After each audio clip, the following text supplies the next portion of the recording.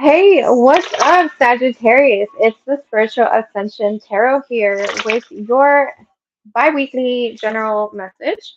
So this general message is going to consist of four oracle cards that are going to bring us a base to your messages, or what is it? Advice. Okay, this could be advice, messages, anything that Spirit wants to make you aware of for the next 2 weeks or so. Remember, time is fluid and energies are interchangeable, so take it however resonates for you, my dear Sagittarius. Sun, Moon, Rising, South Node, North Node, Venus. Any placements, cross watchers are also welcome. So let's see what's going on with Sagittarius this week. What do we have for Sagittarius? All right, so it says feast, slow down and celebrate yourself, number 29. Then you have number 8, wings. You never needed those wings to fly. And then we have thorns. We weave the crown you deserve. Interesting. All right, so we're going to engage you one more card and then we're going to see what the overall energy is here. We're also going to tap into your chakras and we're going to talk about the concept of the chakras being a a form of metabolism of your body flow. Okay, so how do the chakras? How can they become overworked? What is it? Not overworked. Oh, yeah. No, how do they become, how do they get turned on overdrive, right? And how do they become slow? There's an imbalance that's happening. So overindulging in something can definitely trigger an imbalance in the chakra. So I have a lot of red, orange, and yellow, root, solar, and sacral. This is just, it's been a common theme with the fire signs overall because they definitely got some of the same colors as you. But for that, we're going to get some clarifiers in a little bit. So the third card you have is number 14, and this is thorns. We weave the crown you deserve. So if you feel like you can succeed, you can create that business from scratch, from the bottom up. You can definitely do that. It's telling you that you don't need somebody to show you, or it's like all the knowledge that you've already acquired through this transition of growing up. Maybe like your parents molded you or taught you certain things as you grow up, and now it's time to put them into play. So I see like a wedding here or something like that. So there could be a chance encounter at a party or some kind of wedding. You're going to be able to come together with family members or friends. Somebody is going to remind you of something or plant a seed in you. And I feel like this is going to help you in the future. Okay. I'm getting two opposite energies here. With the 29, feast, slow down, and celebrate yourself. You see how this person is very confident of everything that they've obtained. Yes, they have the fruit, they have the throne, but I'm getting a sense that she feels like she's still missing something. Okay, so it's like coming from a place of thinking it's not enough. Yes, I have been, you know, maybe placed in a very good social stance where I am financially independent. I do have what it takes. So I don't know why, but I think I just got a little triggered to say this could also be male energy. It's not gender specific. So if I'm talking to a male, place yourself as the masculine energy, okay? Because these oracles are very feminine, but I could as well be speaking to a male. So coming from a place where, all right, maybe I was served my whole life on a silver platter, but you know what? There's more to me than just sitting here pretty and being my daughter's my father's daughter, or being my dad's son. Like, yes, he has a good, maybe this you come from a family that has a really good reputation, maybe they have a good political stance, maybe they're financially set off, something like that. But I feel like you are thinking and like you have some kind of epiphany that you need to be heading somewhere. You need to go. You're not quite sure where you're going, but I'm getting like it's somewhere important. Okay, so you land. You land at an event. So you could be traveling towards an event. Like I said, something that could be family related or it could be career. But I'm getting like you end up somewhere, perfect timing, and you're going to encounter somebody from your past. So like I said, like an aunt, uncle, something like that, maybe. Um, and this person is going to help you understand something about what it is that you possibly could have. It's not that you ignored it, maybe took it for granted, but I'm getting like a sense like, okay, I need to live my life, right, for myself. This is kind of like I'm getting like a sense of somebody finally letting, excuse me, letting their hair down and enjoying the process of actually for something, working for something. You're finally gonna get a job. You're finally gonna go and pursue that career you always wanted. I'm getting like, like I said, I could be speaking to somebody that grew up having it made, and now you're gonna be learning what it's actually. It feels different. The rewards feel different when you actually work hard for what it is that you want, right? So I'm getting a sense that you're going through something like that. You finally get to sense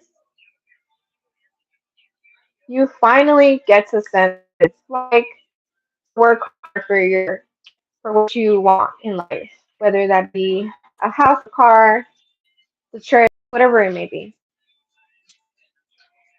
I'm gonna yeah, like somebody's definitely gonna rebel out. Maybe their parents are expecting them to go to law school, pass a bar, live this bachelor life and just, you know, do as they say because this is how you grew up. This is how they grew up. And then they have this really traditional state of mind right now. And you want to break free from this. And I see you starting a revolution. Okay? You're shaking shit up. You're definitely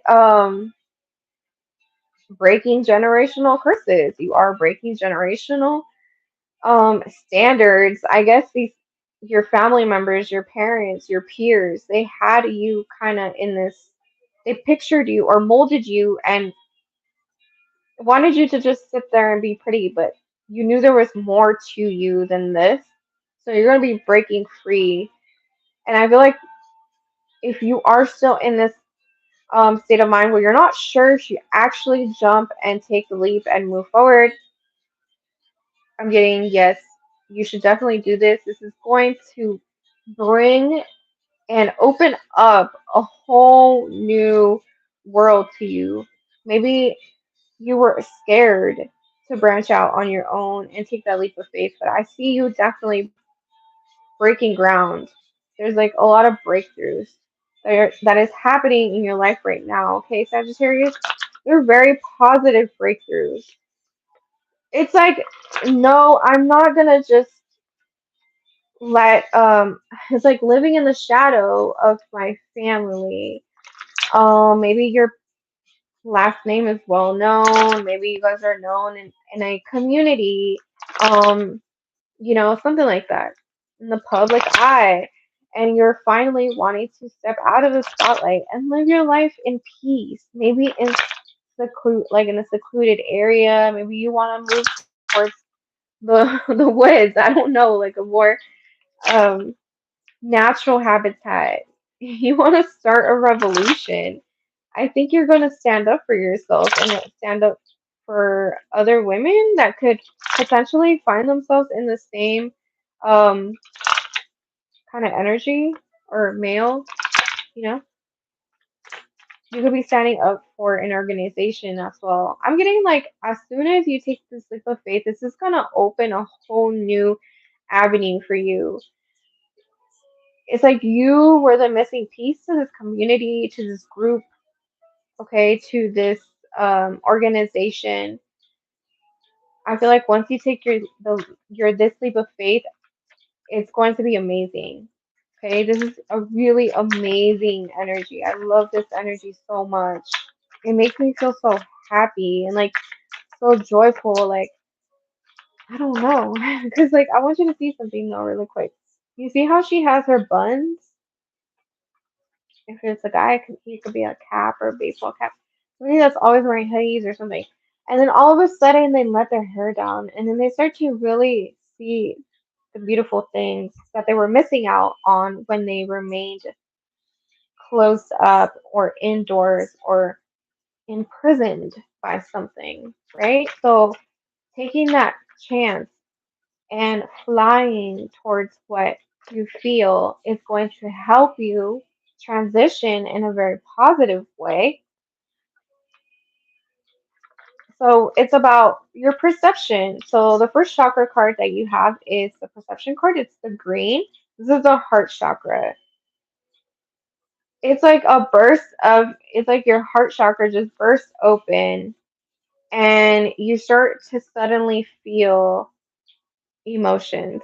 Because right here, I'm getting like maybe something happened in the past for you, Sagittarius, that made you feel cold and detached and isolated. But now finally, you are breaking free from this energy. And this is going to help you bring in love, feel love, and be surrounded by people that love you and you love, right? So the perception card is the heart chakra, focusing on balancing out your heart. Okay, the heart can be very, I want to, okay, all right, so let's take a couple steps back here. I'm gonna talk to you a little bit about the heart chakra. It's a difficult one at that, um to go through, right? So if there is some kind of imbalance in the chakra, whether it's slow or overactive, I'm getting that the chakra that is attached to the heart, or is the heart, can be very emotional, right? So it's hard for people to want to actually tap into that and do the work. It could be very difficult. Okay. It could be very difficult because it could be very painful. It could, make emotions resurface that you thought that were once dead, or that you weren't going to visit that place, that memory, those people again. But I feel like once you start to see things with your heart and forgiveness, I'm getting forgiveness. Don't feel guilty that maybe